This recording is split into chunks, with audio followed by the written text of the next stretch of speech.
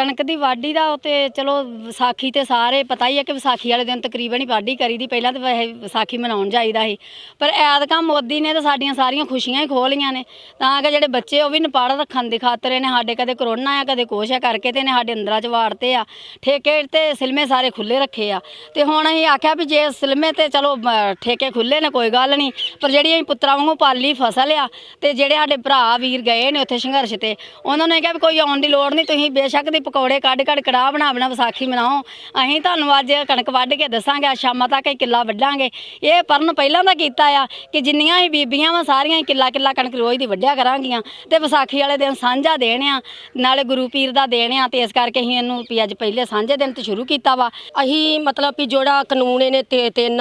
मोदी ने जिहड़े लिआंदे ने इहनूं असीं वापस वास्ते कहने आ कि साडे बच्चे जिहड़े ने जिहड़े भरा ने साडे पति ने ये गए ने संघर्ष विच, तो असीं कहने आ भी ये जिन्ना चिर ये कानून अपने वापस नहीं लैंदा ते असीं पूरे डटे आ। असीं अपनी वाढी जिहड़ी है असीं महाराज दा नाम लैके अज विसाखी का दिहाड़ा असीं अपना अज बीबियां भैणां ने एका कीता सी भी अब विसाखी वाले दिन का पहला एक उपराला कीता है कि आप अपनी कणक जिहड़ी वाढी शुरू करिए ते आपां भैणां ने एका करके ते अपनी वाढी शुरू कीती है। जिन्ना चिर ये तीन कानून अपने वापस नहीं लैंदा असीं उत्थों वापस नहीं आवांगे, नहीं साडे वीर आउणगे वापस। असीं ये चढ़दी कला विच असीं अपना डंगर बच्छा जो माल डंगर मगर संभालन डे आ, सानूं असीं उन्हां अपने भरावां नूं वीरां नूं पति नूं कोई कहा कि तुहानूं कोई चिंता करन दी लोड़ नहीं, तूरी तंदा भी सांभांगे, घर डंगर बच्छा घरां च तूड़ी पा के संघर्ष विच वध चढ़ के बीबियां साथ दांगे, मगर जिहड़े वेले दिन ने उन्हां विच भी असीं इन्हां कोल पहुंचांगे।